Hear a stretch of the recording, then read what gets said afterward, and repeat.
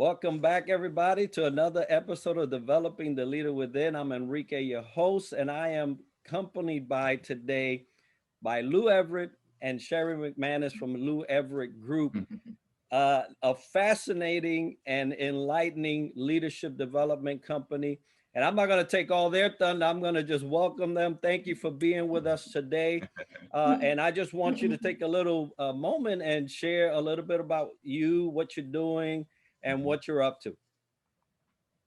Sure. Yeah. Thank you so much, Enrique. It's so nice to be here for us again. His first time, you and I, it's our second time. So thank you. Thank you. I love that. So this is, I'm Sheri McManus. This is Lou Everett. We are the Lou Everett Group, and we are a husband and wife duo. We are certified executive leadership and personal development coaches and corporate trainers. So we focus on leadership development and effective communication for small businesses. So that is that in a nutshell, but you may want to elaborate a little bit.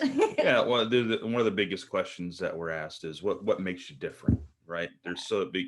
This is a common question because it's a common field of leadership development. Our biggest focus is working with those that are in this business world, whether they own it or they are in the executive level or working their way into that executive level. So we don't just teach or train, we also will coach. And we can sit down and work with that individual specifically on 90-day plans, 360-degree views, and really kind of narrow down specifically what their goals are. And if they're under a timeline, then be able to really help them develop themselves and become well known as a strong leader in their company. And we've seen a high success in that because we use our own empowerment method to do so. And at some point, we can certainly open that up later to talk about. But we're very excited to be here, Enrique. Thank you for having us. Oh, it's my pleasure. And I tell you that as you describing the actual areas that you guys touch, I reflect on my own because we're in the same arena, but we're not touching the same things. And so that's what's unique about leadership development. You'll get a variety of people honing in on specific things that make that leader. And so a leader really needs to know what they're trying to do before they get their help. But so right. glad that you are in that space, making your own impact, creating your own impact. And talking about impact, right? Today we'll be talking about leadership and influence. One of the greatest things that can be talked about leadership. And so, we'll start our show specifically as, what is true leadership? I'll let you guys explain. It's a loaded question. Yeah. What is true leadership? Huh?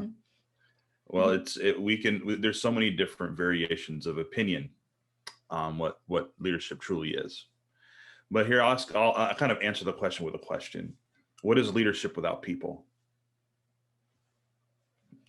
It doesn't do any good. If you don't have people, you don't need to be a leader. And so how do you get people to listen to you? How do you get productivity? How do you get results?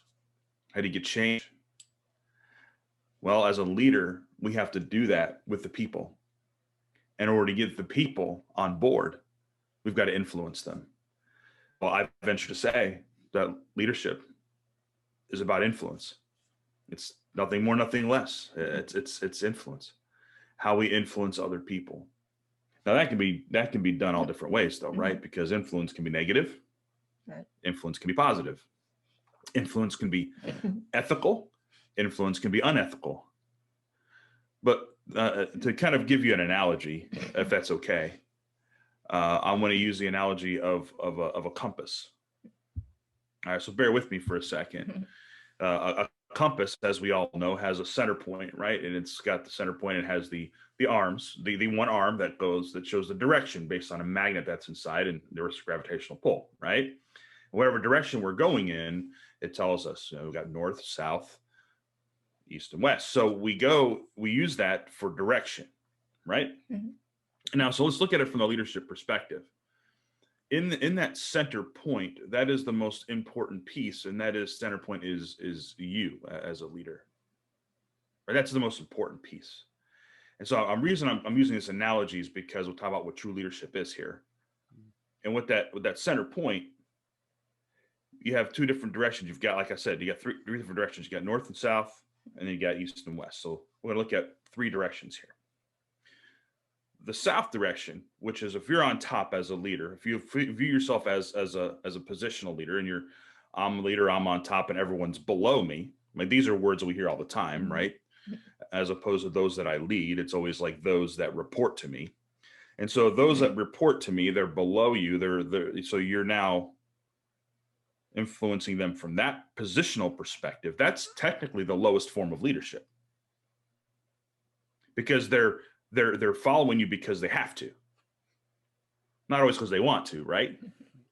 I mean, they come in, they have to clock in, they get paid. That's why they do it. Then you've got the east to west in this compass.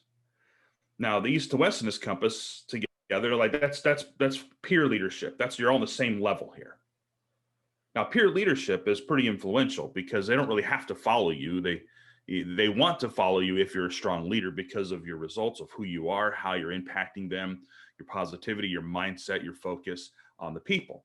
And they want to follow you. So that there is a lot higher than that south positional style leadership, because they want to follow you. There's no reason for them to. They just want to.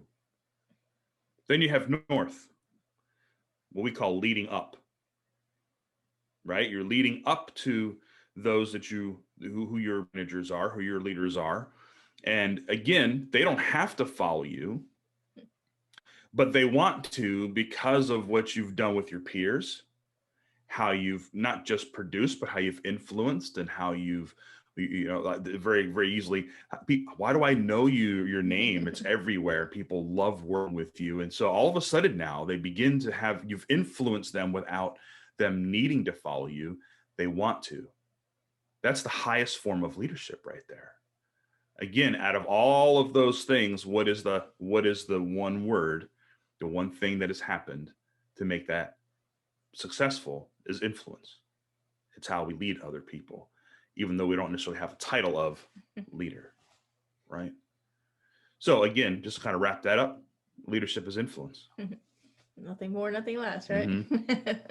Yeah, no, I totally agree. And you bring up a great discussion now when we're talking about the difference between positional leadership and influential leadership, right? Because it's two different things. They act different. They even look different. They may feel the same to the person imposing the position of leadership, right? Because it's all in their mind.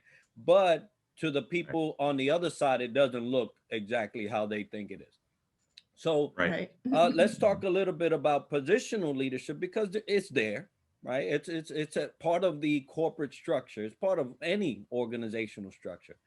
But the influential leadership doesn't really fit the positional leadership structure that everybody has. And I think you already talked up on it, but let's dive into that for a little bit. What, the difference between positional leadership and influential leadership. Right. Yeah. Yeah. I mean, we live the positional, and I've learned early on that I fell into that trap thinking that positional leadership was the way to go, where you got the fancy office, you got the things, and then you tell everybody on your team and below to tell them what to do. And it turns into a dictatorship, but being on the end user of it, you don't know any different until you deep dive and do personal development and leadership on yourself, really. And then you realize from the greats that are out there going, oh, this is what it's really about. And so, I mean, if you're thinking it like on two sides, the positional can turn into that dictatorship. You do as you're told, monkey see, monkey don't do. I mean, it's kind of that strange mentality that was born from eons ago that needs to be blown up. It's simple as that. That is a short-term result when you're dealing with people. People have evolved, and we know in general, in the laws out there in general, like the universal laws, things change. So we have to be adapt. Why should we be stuck in that mentality or even that way when things constantly move and change. Mm. So we need to move. So as Simon Sinek says it, you know, you got to be for the infinite mindset versus the short. So the long game versus short game. There's a lot of great folks out there, and it's something to really like learn about. If this is the first time hearing such a thing, is to really do a deep dive and just read about it, some of the greats that are out there, and make a decision yourself. But I'm sure in today's cultures, there's been a lot of people that are sick of that, that want to be heard, that want to be part of the organization, not just a number. That's, and if you're feeling that angst, I bet you if you look, that's a positional leadership, right? I mean, it's the awareness it's the piece that has to awareness. happen. Yep. No, and those are good points. And here's something to think about with the difference between an influential leader and a positional leader. Ask yourself this question: when you have a team member that you lead, and let's just say you're the COO, and you have one of your direct reports reporting to you, and you meet with them weekly. You have your weekly one-on-ones, and you follow all the protocol, and something arises, and you have the meeting, and you pick up the policy manual, and you say, follow the policy manual. Now, policies are necessary, but the people don't follow policies as a leader. The policy is not the leader. You're the leader. So are you a policy handbook style leader, or are you one that really wants to sit there and help equip and train and develop your people? And I had a question the other day, a couple weeks ago, when we talked about this, something similar. And the person on the other end, he was a younger leader. He says, well, when do you kind of stop equipping? When do you just like, you know what, they're just not cut out for this, or not a fit, and just let them go? And I said, sounds like to me you're explaining to me a pair of socks. They're not a fit, I'm going to let them go. The reality of it is, it's all our people. If we put them in that position, we're required, and we have the burden and responsibility to equip them in that position. That's influence. That's understanding that we need to impact them in a different way by providing them the necessary equipment, the necessary training, the necessary mentorship that's necessary. Unfortunately, what ends up happening today is we promote those based on their performance, which generally makes sense. Right. And it's good to a point, Mm-hmm. but then what are you going to do to equip them to take on that team? Mm-hmm. What are you going to do? You can't assume that they have those natural talents. Mm-hmm. They may have an inkling of it, and that's great. That's something that you can nurture, and the responsibility as a leader and mentor to lean in on that. Be like, you know what, I see potential in this person. Let's lean in on that and give them the proper and equip them properly in the training, what they need. And not just a one-time training either. That's another, it's a pet peeve for me, that I see leaders and they're like, well, we'll just give them this training for 3 weeks or 2 weeks. And then how do you expect them to continue that, right? You need continuity plans. You need to keep up on that. So it's a huge responsibility for a leader in those roles to equip your team properly and to follow through. It's easier said than done, but that's why it's a responsibility. Yeah. So influences, and that's really the difference between a positional leader and a influential leader. Is a positional leader says everyone else will take care of it. Right. I've got too much to do.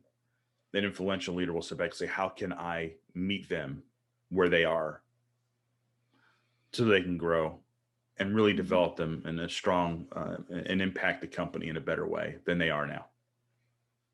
Yeah, I believe that as you guys were talking, a lot of a lot of things were coming to my head, things that I've seen before, things that I've experienced, things that I know others are going through right now. And the true difference, as you guys greatly explained, is that part that makes you want to follow someone without having to, and that's just it. When you're talking about positional, I always caution people that are after leadership. I really caution them and say, are you sure you really want to be a leader? Because it's not just that job, it's the people Right. that are Right. tied to the responsibility of that job.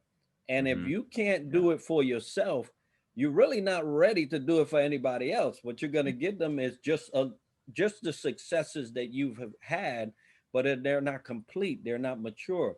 Mm. They're not ready. You're not ready for another person, right? So and Right. if leaders, true influential leaders, would promote to that standard, we would have Mm-hmm. less hiccups in leadership as far as people not being ready. Are you Right. ever completely ready? I don't think anybody is ready for leadership, right?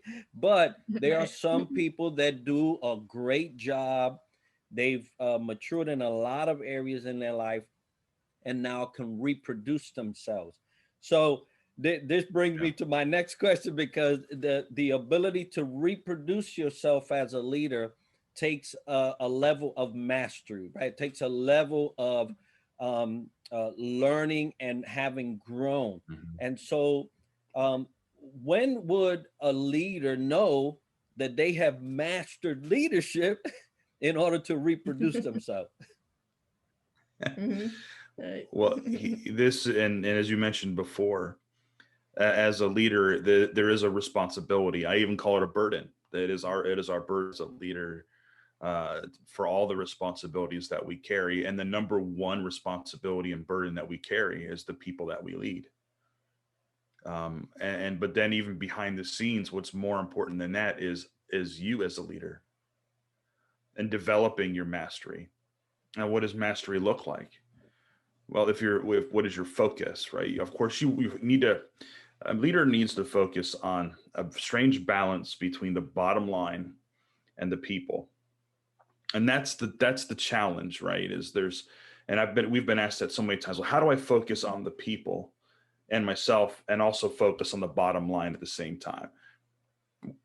The error comes in when that a positional style leader starts to trickle that pressure down to their team, because they're positional. So obviously they're going to then pressure their team with the same thing they're pressured with. And so now everybody underneath them says, well, the bottom line, we've got to get this done. We've got to get this bottom line done. And so now all of a sudden, while that has to happen, the bottom line's important. But if you're trickling down that pressure, now all of a sudden you as a leader are now taking your burden and giving it to the people that are not prepared or equipped for it. And then we expect results from people that aren't equipped and ready. You're the leader. So a better way to go about that is to master ourselves and how we can communicate that to the team, still keeping that balance as a leader, because that is our responsibility. So we've got to continuously grow and change and grow and change, using resources like mentors, like coaches. Yeah, I said coaches. And here's the thing. The biggest thing that gets in the way of any leader in a positional, I'm sure if you're a positional style leader or an influential style leader, ask yourself this. Do you feel weak if you were to admit that you have a coach?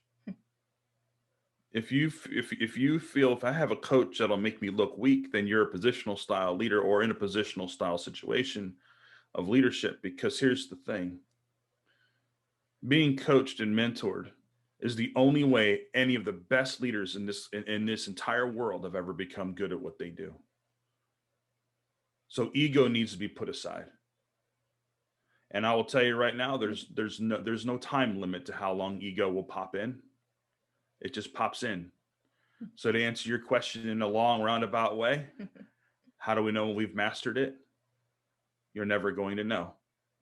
It's a continual, constant change and continual growth. You'll begin to see results in your team.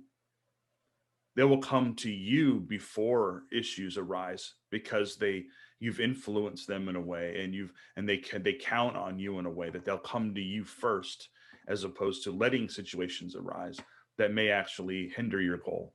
How you could start seeing results results in your team. There's growth in your team. You're now having succession planning in place where you can identify leaders that will be leaders in the future to take over when you retire. That's the reality. We're not always going to be in that position. We've got to develop other people. That's a lifelong journey. It doesn't end. Yeah, no, I totally agree. And as he was talking, the actual answer to to the question came out, not just because what you was saying, but as I was thinking, you'll know you have mastered leadership by what the people say. That's what that'll tell you whether you're gaining ground in mastering leadership. Not that you have mastered it, right? Not that you have, you know, you're the top and then there's no way to go, because that should be like when you die, right? When you die, there's just nowhere to go. But that the witness of your people, the testimonies of your people, how they speak about you, what they say about you, behind your back and in front of your face, right? They got to be the same. But they will tell you how good you are doing in terms of leadership. So just ask the people. It's a great point. Great point. And it's funny. And sometimes we would have to ask them, right? And I'll never forget, and it made me feel really, really good. And as I had at one point in my career, this was, quite a few years ago, but I had a group of I was managing a small team of 6 people. And I have made a lot of mistakes as a leader over the years, and I've had to learn, and I've realized those mistakes were my fault. And I had to gain what it is I need to change. And then I was working with a brand new group. There was a couple of new people in it, brand new. And a couple weeks in, 3 weeks in, we had a one-on-one, a meeting with him. And he said to me, he says, he goes, I have to say that I love working with you. Working with you makes me want to work. And that there to me says that is when you're influencing your team and not positionally leading them. They want to work and they want to be on the same mission. And he said, working with you, not for you. Those are the words that you can listen to when you are gaining momentum and mastering leadership. Yeah, there is power in the word with. I tell you that. Nobody wants to be with someone that they don't like, right? Or they can't follow. Right. So or admit it. They don't want to admit it either. And I tell you that there was a Bible verse that I love. 2 don't walk together lest they agree, and that is usually the biggest testament of the relationship building capabilities that somebody has that would allow someone to walk with you and agree with you on the certain things that you are either saying or displaying or teaching or whatever it is, the mode that you're delivering your message. That is really the true testament of your effectiveness and influence. Lou, Sheri, this has been such a wonderful conversation because truly the greatest dilemma in leadership is identifying whether you're a positional leader or you're an influential leader. And for those that are listening, if you can honestly step back, evaluate your leadership honestly. And if you find yourself in the influential column, good on you. We encourage you to continue down that road of mastering your leadership. But if you are in the positional column, Lou, Sheri, and myself, depending on what stage you're in, can actually help you out. Don't be afraid of reaching out and getting the help you need for the sake of your people. Your people are relying on you to be mature enough to take those steps to evaluate your leadership and do something about it. So Lou and Sheri, if somebody wanted to get a hold of you, they wanted to speak to you concerning you know, what services that you provide and growing as a leader, how would they do that? Well, we're everywhere. So just you can go to Google and type in Lou Everett Group. We are on Facebook and on LinkedIn, but our website's the fastest, easiest way. And just go to loueverettgroup.com, and our phone number is there. Contact information is there. You can even reach out to us directly and schedule a time right from our website. And it gives every piece of information that you need there. Great thing about us is that we will answer phone calls and we'll call you back. And one thing I want to add is that Sheri and I, we do this because we're passionate about it.